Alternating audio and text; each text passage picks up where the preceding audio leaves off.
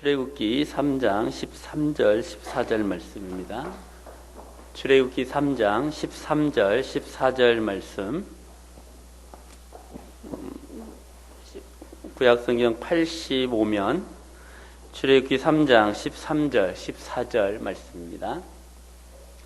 우리 같이 한 목소리로 맞춰 읽겠습니다. 모세가 하나님께 아뢰되 내가 이스라엘 자손에게 가서 이르기를 너희의 조상의 하나님이 나를 너희에게 보내셨다 하면 그들이 내게 묻기를 그의 이름이 무엇이냐 하리니 내가 무엇이라고 그들에게 말하리까? 하나님이 모세에게 이르시되 나는 스스로 있는 자이니라. 또 이르시되 너는 이스라엘 자손에게 이같이 이르기를 스스로 있는 자가 나를 너희에게 보내셨다 하라. 아멘. 소요리 문답 책 보겠습니다. 우리 4번 문제. 하나님은 어떤 분이십니까?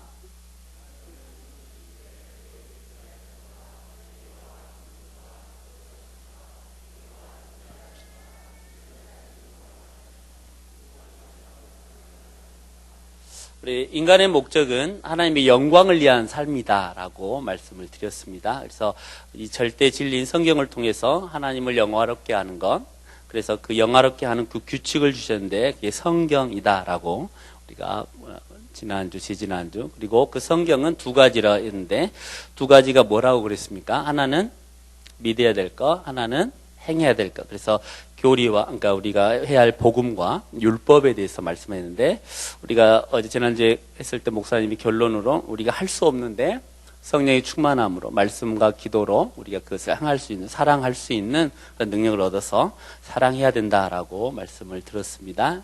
그러면 요한 1서 3장 23절에 보면은 그 말씀의 그 요약이 나와 있는데 그의 말씀은 이것이니, 그러니까 계명은 이것이니 곧 그 아들 예수 그리스도의 이름을 믿고, 그러니까 하나님께서 우리에게 주신 걸 믿고 그가 우리에게 주신 말씀대로, 그러니까 계명대로 서로 사랑할 것이니라라고 말씀을 하면서 성경은 우리가 믿어야 될 것과 또 우리가 행해야 될 것, 사랑에 대해서 말씀을 했습니다. 율법은 곧 완성이 사랑이라고 하셨는데 그 사랑이 우리가 해야 될 것입니다라고 우리가 지난주까지 했습니다. 그래서 우리는 그분이 행하신 것을 믿어야 되는데 그분이 어떤 분인가에 대해서 알아야 됩니다. 이것을 오늘부터 하나님은 누구신가에 대한 질문 들어가면서 이제 시작이 됩니다.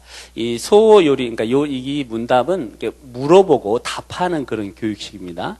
이제 아이들 같았으면 이제 제가 이름을 호명해서 불렀을 텐데 우리 어르신들이라 이제 차마 부르지는 못하고, 그러나 이게 전체적으로 질문을 할 텐데 대답을 잘 하시기를 바랍니다. 그럼 100점을 제가 주겠습니다. 오늘 본문에 보면, 오늘 질문에 보면은 하나님이 어떤 분이신가라는 것입니다. 하나님은 어떤 분이신가?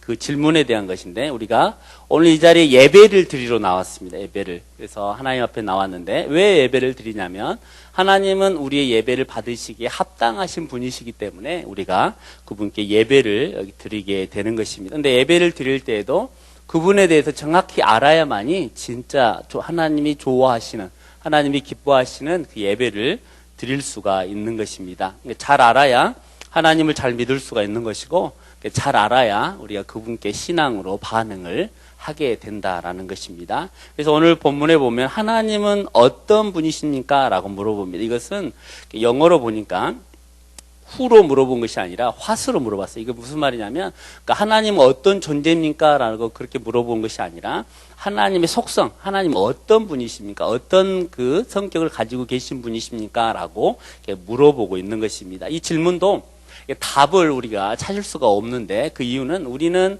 피조물이고 그분은 창조주이시기 때문에 그 답을 할 수가 없습니다. 근데 그 답을 주셨는데 성경을 통해서 알려준 만큼만 우리가 알 수가 있게 되는 것입니다. 그래서 그분의 속성, 그러니까 그분이 어떤 성격을, 어떤 품성을 가지고 있는가에 대해서 성경이 통해서 가르쳐 준 것만을 우리가 알 수가 있게 되는 겁니다. 오늘 이제 출애굽기 3장에 보면은 스스로 있는 자라고 이렇게 하나님이 본인을 이렇게 드러내십니다. 스스로 계신 분. 그러니까 하나님은 영원하신 분이시고 창조자이시고 또 너무나 무궁하셔서 우리가 알 수가 없는데 우리의 그 유한한, 그러니까 우리가 한계가 있는데 무한하신 그분은 우리의 머리로는 이게 판단하거나 이해할 수가 없다라고 성경이나 우리가 깨닫게 되는 것입니다. 그래서 어떤 그 예화집을 보니까 천문학자는 별을 연구하는 사람들입니다. 그래서 날마다 하늘을 보면서 별을 보고 별만 연구하는. 근데 그 사람의 그 마음에는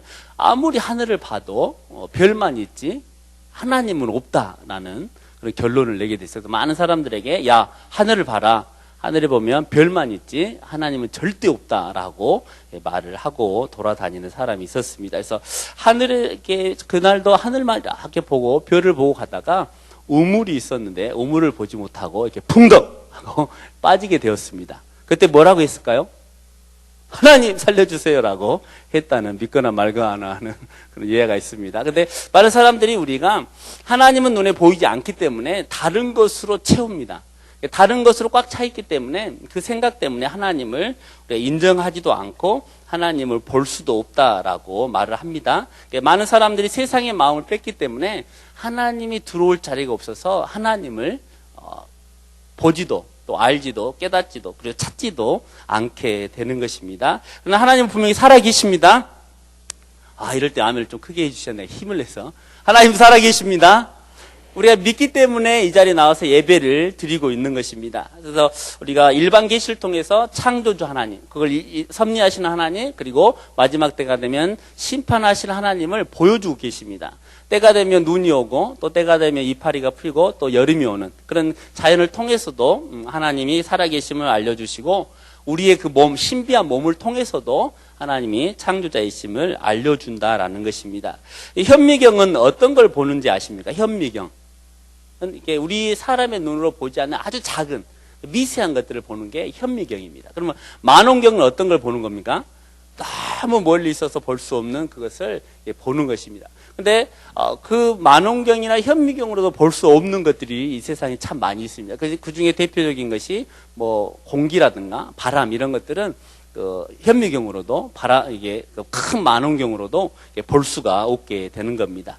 그러나 그것은 분명히 존재하는 것처럼 하나님은 분명히 존재하십니다. 그래서 성경은 오늘 소위문답 1문에, 사문에 하나님은 어떤 분이십니까? 라고 했을 때 하나님은 신이신데 다른 그 예전에 그 번역에는 뭐라고 나오냐면 영이신데 이렇게 나옵니다. 영. 하나님은 영이신데 신이신데 이렇게 표현하는데 하나님은 영이시기 때문에 눈에 보이지 않는 그러나 존재하고 계시는 분이시다라고 말씀을 합니다. 그럼 질문을 한번 해보겠습니다. 여러분들은 하나님은 어떤 분이라고 생각을 하고 계십니까? 답은 나왔었는데 다시 한번 질문하겠습니다. 우리 반석교회 성도님들은 하나님을 어떤 분이라고 생각하며 살고 계십니까? 예? 네, 그렇습니다. 영이신데 영이라는 것은 아무것도 없다 그런 뜻이 아니라 우리의 몸을 이렇게 만져지고 이렇게 키로수가 있고 뭐 잘생겨 못생기고 그런 게 구분이 있지만 몸에 대비해서 영은 아무것도 없다 보이지 않는다라는 그런 의미가 있어요. 누가복음 24장에 보니까 예수님이 이렇게 말씀하셨습니다. 야 봐라 만져봐라. 그러나 영은 살과 뼈가 없지만 나는 있다라고 말씀을 하시면서 영은 살과 뼈가 없는, 그러니까 우리의 몸, 물질이 없다라는, 그게 보이지 않는다라는 그런 뜻입니다. 그래서 살과 뼈가 없고 몸이 없다라는 뜻이 영이라는 뜻입니다. 물질이 아니므로 하나님은 영이시기 때문에 보이지 않게 되는 것입니다. 그래서 디모데전서 1장 17절에도 썩지 않는다라고 말합니다. 그러니까 이 영은 보이지도 아니하시고 썩지도 아니하시고 몸으로 육체로 있지 않는 것이 바로 하나님이시고 영이시다라는 그런 표현입니다. 그런데 성경에 보면은 그 하나님을 표현할 때 눈도, 손도, 발도, 뭐 기도 이렇게 표현을 하게 됩니다. 그러면 하나님은 어떻게 생기셨을까라고 생각을 해보셨습니까? 저는 이 말씀을 준비하면서 이 40여 평생 50을 바라보지는 않지만 그 나이에 처음으로 생각을 해봤어요. 하나님 어떻게 생기셨을까? 오늘 설교 준비하면서 예전에 전혀 어렸을 때부터 신앙생활을 했음에도 하나님 어떻게 생겼을까 전혀 생각을 안 해봤는데 어제 하나님 어떻게 생기셨을까? 그 생각을 한번 해봤습니다. 여러분들은 어떻게 생기셨다고 생각을 하십니까? 아니 그런 생각을 해보셨습니까? 사람처럼 생겼을까요? 성경에 보면 눈도 있고 코도 있고 손도 있고 발도 있고 막 많이 있잖아요. 그런 그 표현들이 나옵니다. 근데 하나님은 그렇게 사람처럼 있지 않다라고 성경을 말씀을 합니다. 그런데 하나님에 대한 성경의 표현은 사람의 그 몸인 것처럼 이게 표현을 하게 되는데 시편 34편 15절에 보면 여호와의 눈은 그냥 우리처럼 눈이 있다고 표현을 합니다. 그리고 그분의 귀는 이렇게 표현하면서 사람처럼 눈과 귀 또 손, 내 손이 짧아서 구원하지 못함이냐라고 말하면서 손도 있다고 이렇게 표현을 하게 되는 것입니다. 그럼 인간처럼 생기셨을까요? 그러진 않을 것 같습니다. 하나님은 영이시고 하나님은 창조자이시기 때문에 사람처럼은 생기지 않았을 거라는 생각이 듭니다. 그런데 이런 표현들이 왜 이렇게 많이 나오냐면 사람들의 수준, 그러니까 인간의 수준에 맞춰서 하나님이 설명을 하는 그런 그 표현법입니다. 그러니까 눈높이 교육은 하나님이 벌써 시작을 하신 겁니다. 대교가 아니라 눈높이 교육은 하나님이 우리의 수준에 맞춰서 성경을 또 우리에게 표현을 하나님의 모든 것을 드러내고 계신다라는 것입니다. 그러니까 유능한 교사, 그러니까 많은 걸 알고 있는 교사는 아이들에게 어렵게 가르치지 않고 쉽게 가르칩니다. 그런데 자기가 이해하지 못하고 다 알지 못하는 그 교사는 어렵게 한다고 하면 무슨 쩍 하면서 법 이렇게 하면서 가르친다고 합니다. 근데 여기 보면 제가 그 말을 왜 하냐면 그 하나님에 대한 표현을 이렇게 사람처럼 한 이거는 신인 동영론적 표현라는 제가 써졌네요. 이게 어려운 말이 있습니다. 그러니까 이걸 쉽게 표현하면 의인법이라는 거예요. 의인법. 그러니까 하나님을 이렇게 사람의 의인화해서 우리가 이해하기 쉽도록 우리에게 해줬다라는 것입니다. 그러니까 하나님은 영이신데 눈에 보이지도 않으시고 물질이 없으신 분이 바로 하나님이시다라는 거. 그런데 성경에 보면 그런 표현들이 나오는 이유는 우리 수준에 맞게 설명을 하기 위해서 그러한 것들이 있다라는 것입니다. 그러면 그러니까 영적인 존재는 하나님만 그럴까요? 다른 영적인 존재는 없습니까? 성경에 보면 뭐가 있을까요? 천사의 날개는 2개일까요? 이사야서 보면 6개라면 6개. 2개 해가지고. 근데 천사도 영입니다. 천사도 영. 근데 하나님과 다른 점이 뭐냐면 이 천사는 영이긴 하지만 영적인 존재이긴 하지만 피조물입니다. 그래서 그게 유한하고 그가 한계를 가지고 있다라는 것입니다. 성경에 보면 천사도 사람의 모양으로 나타났지만 이것도 우리가 이해할 수 있도록 우리가 깨달을 수 있도록 그런 표현이지 그도 몸이 없는 영적인 존재다라는 것입니다. 그리고 또 성경에 보면 영적인 존재가 또 어디가 있을까요? 하나님, 그 다음에 천사, 또 뭐가 등장을 합니까? 예? 사람? 아니, 잘 안 들립니다. 사람도 영적인 존재입니다. 그래서 우리의 몸과 영혼으로 이렇게 구성된 것이 우리 영혼, 그러니까 우리에게도 있다라고 말합니다. 육은 우리 키로수가 나오면 몇 킬로야? 그러면 나 60킬로야, 뭐 50킬로야 이렇게 나오잖아요. 근데 영혼은 이렇게 몇 킬로가 나오지 않고 보이지 않기 때문에 영은 보이지 않는다라고 말합니다. 우리가 죽었을 때 표현을 혼이 떠났다라고 성경을 표현합니다. 육적인 죽음을 말을 하고 있는데 이처럼 하나님도 영, 천사도 영적인 모습이고 또 사람도 영이 있는데 하나님과 천사와 사람의 다른 점이 있는데 그것은 하나님은 영원하고 무한하고 불변하시지만 천사와 사람은 한계가 있고 좀 어떤 그 모든 것을 할 수 있는 그런 모습은 아니다라는 겁니다. 변질되고 부족하고 유한한 그런 존재가 있다라는 겁니다. 그래서 오늘 소위르무다 사문에 보면 마지막에 그분은 무한하시고 또 무궁하시며 불변하시다라고 말씀을 합니다. 그래서 성경에 보면은 하나님의 그 표현을 할 때 다 같이 한번 해봅시다. 무한하시고 무궁하시고 불변하시다.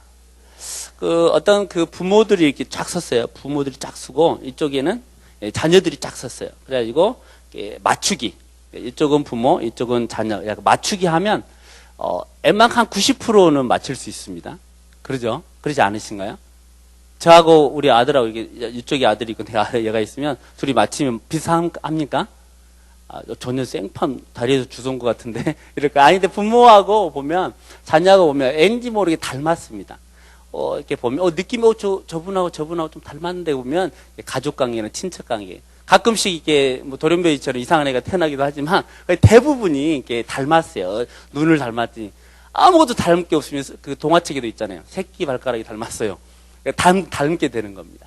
어딘가 모르는 게 닮았다라는 것이 부모와 자식 간의 그런 모습입니다. 근데 이게 성경에 보면 하나님의 형상으로 사람을 창조했다라는 것은 하나님을 닮도록 창조했는데 그 모습이 아니라 그 성품, 비슷한 것도 있지만 완전히 같지 않는 그런 모습으로 우리를 창조하셨다라는 것입니다. 그것은 우리 그 외적인 모습이 아닌 그냥 속성, 하나님이 가지고 있는 그 속성을 우리도 가지고 계시는데, 하나님과 사람이 같이 가지고 있는 것은 공유적 속성 이렇게 말합니다. 그러니까 하나님도 가지고 있고 사람에게도 이게 주어진 속성을 공유적 속성 이렇게 말합니다. 이것은 아까 우리 성경에 보면, 우리 소유리 문답에 보면 지혜, 권능, 그다음에 거룩, 공의, 선함, 진실이 하나님에게도 있지만 우리에게도 조금씩은 있다라는 것입니다. 근데 또 다른 점인데, 하나님과 사람이 형상으로 창조를 되었지만 다른 것, 이것을 비공유적 속성 이렇게 말합니다. 이것은 하나님만 가지고 있는, 사람이 절대로 흉내내거나 소유하지 못하는 속성인데, 이것은 무한성이라고 합니다. 무한성.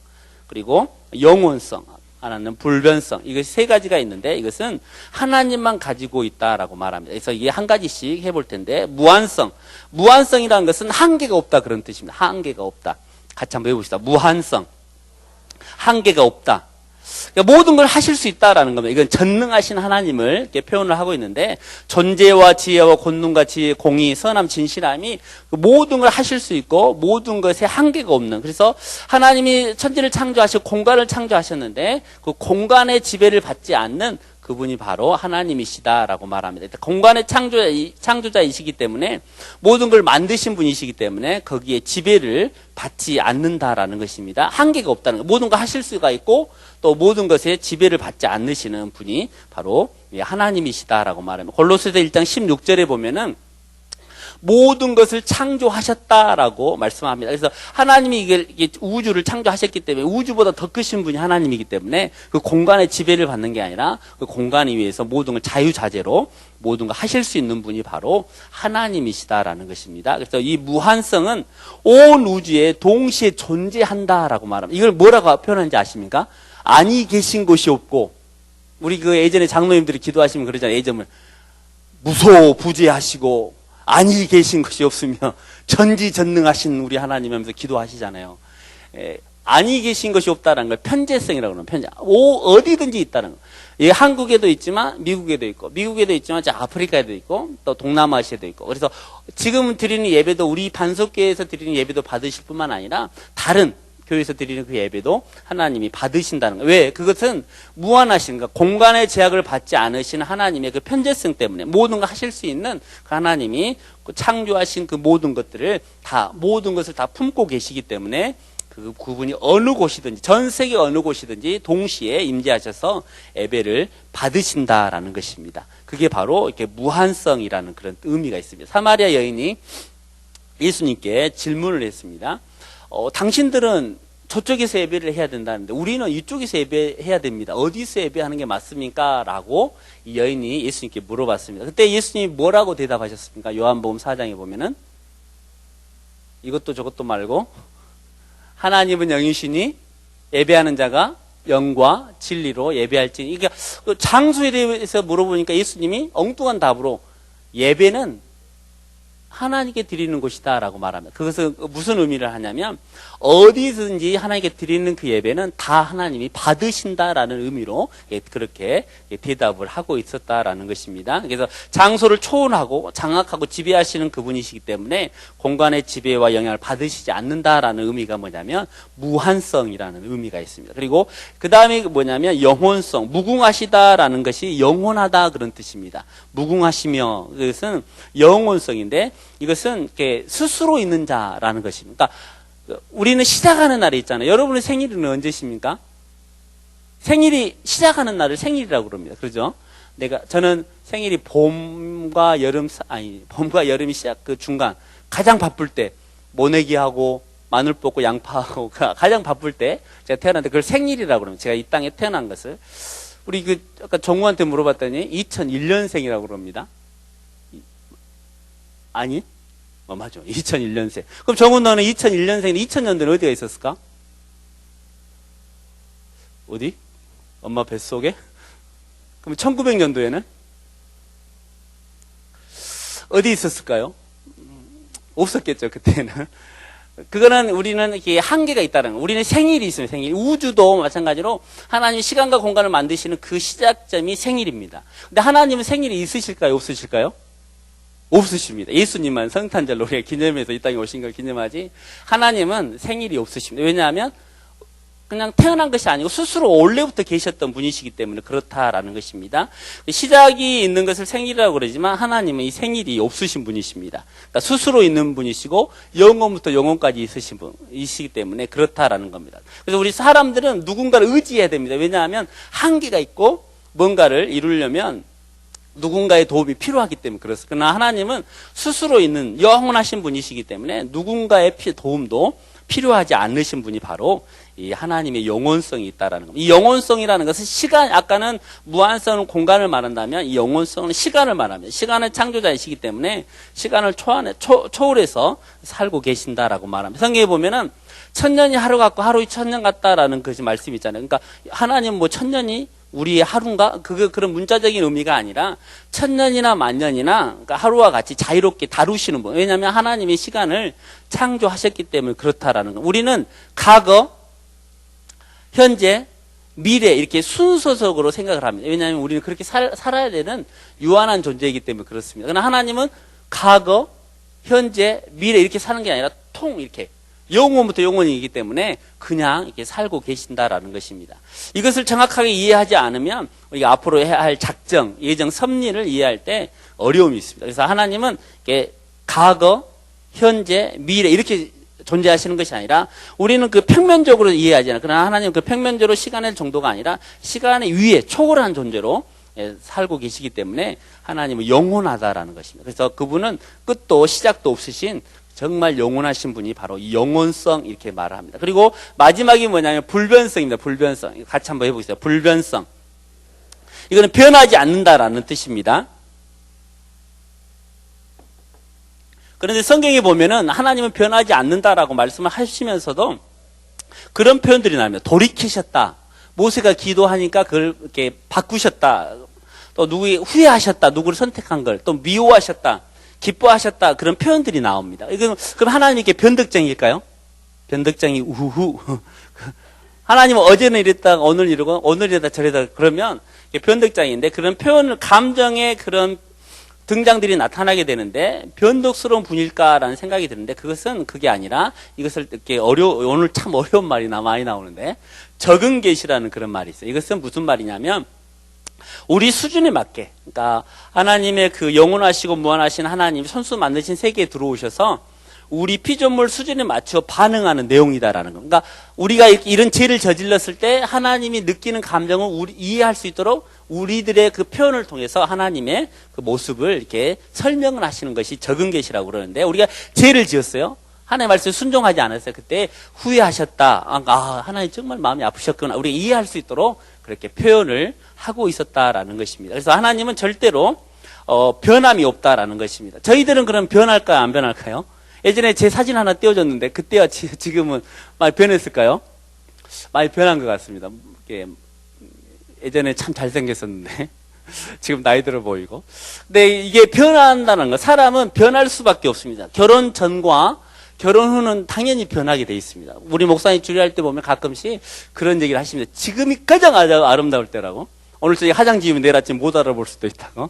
왜냐하면 변하기 때문에 그렇다라는 거예요. 그 예전에는 뭐 별도 달도 다 따주겠다는 그 남편이 결혼만 하면 이게 누워가지고 야 밥 갖고 와, 밥 차려, 리모컨, 뭐 발가락 하나 깎다 가라고 양발도 아무데나 벗고 막 아주 그냥 빠자마 바람으로 돌아다니고. 예전에 보지 못했던 그런 모습. 이번에 그 중동부 수련을 갔는데 거기 오신 그 강사님들이 그런 말씀을 많이 하더라고요. 그 애들한테 여자들 믿지 말라고. 집에 가면 더럽다고. 밖에 나온 모습이 진짜가 아니고 정말 더럽다고 이렇게. 집에 가면 정말 더럽게 산다고. 믿지 말라고. 그러면서 이제 미안했는가 남자들은 더 더럽다고. 걔들이 씻지도 않는다고.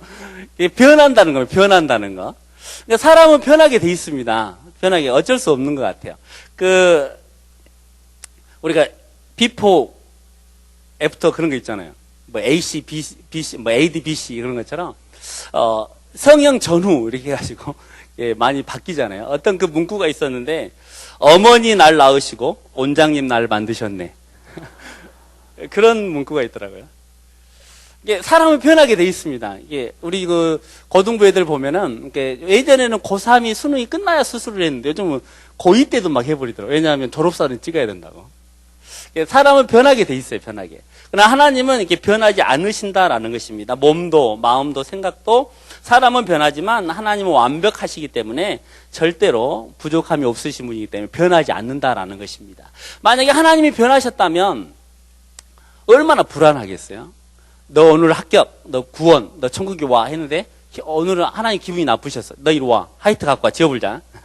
지워버리면 그 구원이라는 게 정말 우리에게는 보장되지 못한 그런 말씀이 된다라는 겁니다. 그러나 하나님은 절대로 변하지 않으시기 때문에 우리를 택하셨고 우리를 하나님을 인도하신다는 약속하셨으면 끝까지 우리를 지켜주시고 우리를 어떻게 해서든지 하나님의 약속대로 변하지 않으시기 때문에 천국으로 인도하게 된다라는 것입니다. 사람은 계획을 세울 때마다 마음의 그 감정 때문에 오늘 내가 해야지 했지만 아침에 그런 계획이 몇 시간도 못 돼가지고 흔들릴 때가 참 많이 있습니다. 날씨 때문에 아니면 사람 때문에 뭐 누구 때문에 하면서 우리가 많이 변하게 되지만 하나님은 절대로 바꾸시지 않으신다라고 말합니다. 베드로전서 1장 24절에 보면은 하나님은 이렇게 모든 건 마르고 모든 건 변하고 죽고 없어지지만 떨어지지만 오직 하나님의 말씀은 변하지 않는다는 거. 이것이 바로 복음이라는 겁니다. 그러니까 하나님이 무한한 거. 절대로 그 공간의 지배를 받지 아니하시고 영원하시고 시간에 거기에 뺏기지 아니하시고 불변한다라는 거. 이것이 곧 우리에게 복음이다라는 거예요. 왜? 이것은 하나님이 우리에게 주신 약속이 절대로 흔들리지 아니하고 우리에게 놀랍게 인도해 주시는 하나님의 불변하신다라는 것이 우리 가장 위대한 복음이라는 겁니다. 이걸 믿기 때문에 우리가 하나님께 나와서 예배를 하는 것이고 그러니까 우리가 이걸 믿기 때문에 하나님의 말씀대로 살아가는 것이죠. 왜? 하나님의 말씀은 어제나 오늘이나 내일이나 동일하고 변하지 않기 때문에 그대로 살면 하나님 약속한 대로 우리에게 주시겠다라는 확신이 있기 때문에 우리는 그렇게 살고 믿고 따라가게 된다라는 것입니다. 하나님의 약속을 이루실 것을 확신하며 살아가는 우리들에게는 복된 삶이 되는 것입니다. 그리고 하나님이 약속하신 것을 행하실 것이고 또 모든 걸 아시고 이루실 분이시기 때문에 우리는 그분을 믿고 따라가게 된다라는 것입니다. 출애굽기 34장에 보면은 이런 말씀이 나옵니다. 이것도 한번 읽어보겠습니다. 여호와께서 그의 앞으로 지나시며 선포하시되 여호와라 여호와라 자비롭고 은혜롭고 노하기를 더디하고 인자와 진실이 많은 하나님이라 인자를 천대까지 베풀며 악과 가실과 죄를 용서하리라. 그러나 벌을 면제하지 아니하고 아버지의 악행을 자손 3다대까지 보응하리라. 이 내용이 어떤 내용이냐면 모세가 시내산에 가서 하나님의 말씀을 받고 내려왔는데 밑에는 우상을 숭배했습니다. 그래서 모세가 화가 나가지고 깨버리고 막 했을 때 그 죄를 짓고 있는 이스라엘 백성들을 향해서 하나님이 모세에게 한 말입니다. 나는 다시 6절 한번 떼어보세요. 나는 은혜롭고 자비롭고 노하기를 더디하고 인자와 진실이 많은 하나님이라 라고 말씀합니다. 오늘 이 책자에 보면은 소유리문답 사문에 보면 하나님은 공의로우시며 라고 말합니다. 우리가 존재와 지혜가 무한하고 무궁하고 불변하시며 말씀하시면서 뭐라고 말하냐면 공의라는 건 죄를 지으면 분명히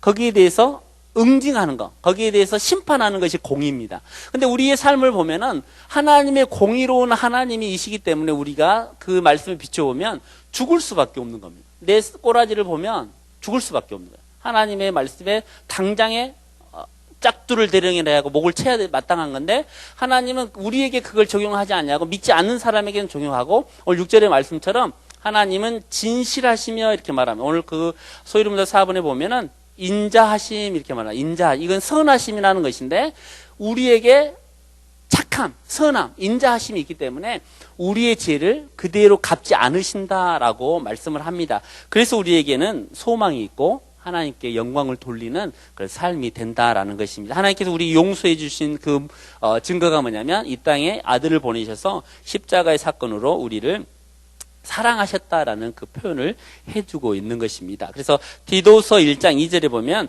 하나님은 거짓이 없으신데 우리의 영생의 소망은 하나님이 변하지 않으시고 무한하시고 영원하신 하나님이 오늘 우리를 공의롭게 다스리지만 우리를 사랑하시기 때문에 우리는 그 사랑 때문에 살게 됩니다라고 말합니다. 그래서 오늘 디도서 1장 2절에 보면 영생은 거짓이 없으신 하나님, 그러니까 우리가 변하지 않으시고 우리에게 절대로 속이지 않으신 하나님이 우리를 사랑하시기 때문에 우리가 영생에 이를 수 있다라는 그 말씀을 해주고 있다라는 것입니다. 이대하고 놀라우신 하나님이 우리의 예배를 받으시기에 합당하신 이유, 그것은 우리가 하나님의 약속을 믿고 또 그분은 우리의 약속을 하셨기 때문에 그걸 실행하시는 분이시기 때문에 우리가 하나님 앞에 예배를 드리게 되는 것입니다. 우리의 존경과 우리의 사랑과 믿음과 순종을 받으시기에 합당한 분이신데 이것이 바로 복음이다라는 겁니다. 그분이 변화하지 아니하시고 시간과 공간의 제약도 받지 아니하시고 공의로우신 분이시지만 그 예수 그리스도를 통하여서 십자가의 사랑으로 우리를 사랑하셨기 때문에 그것을 우리가 믿는 우리에게는 그것이 복된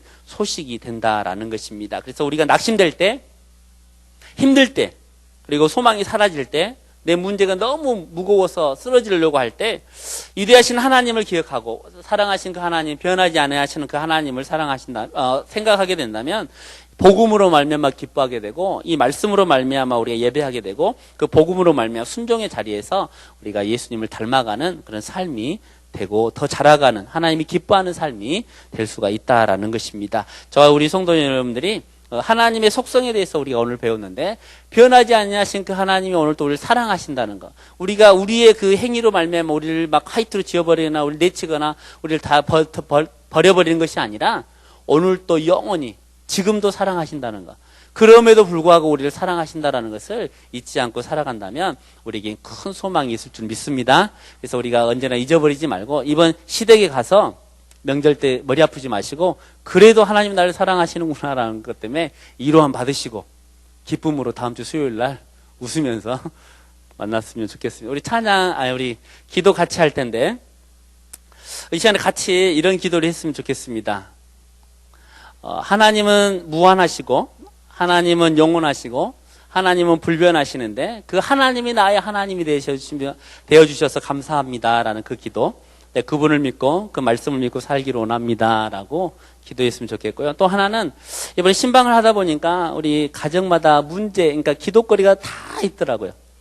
이 시간에 나의 기도 제목, 또 내가 알고 있는 우리 성도의 기도 제목, 그분들이 자녀의 문제, 직장의 문제, 건강의 문제. 지금 또 병원에서 우리 권사님 또 내일 검사를 해야 되는데 그런 모든 부분들 이런 것들이 하나님 앞에 해결되기 원합니다. 하나님은 하지 못할 일이 없다. 전능하신 하나님이라고 했는데 하나님 우리 불쌍히 여겨주셔서 그 문제까지 해결해 주십시오. 이 두 가지 하나님이 나의 하나님이 되어주시고 문제를 해결해 주십시오라고 같이 한번 우리 기도하겠습니다.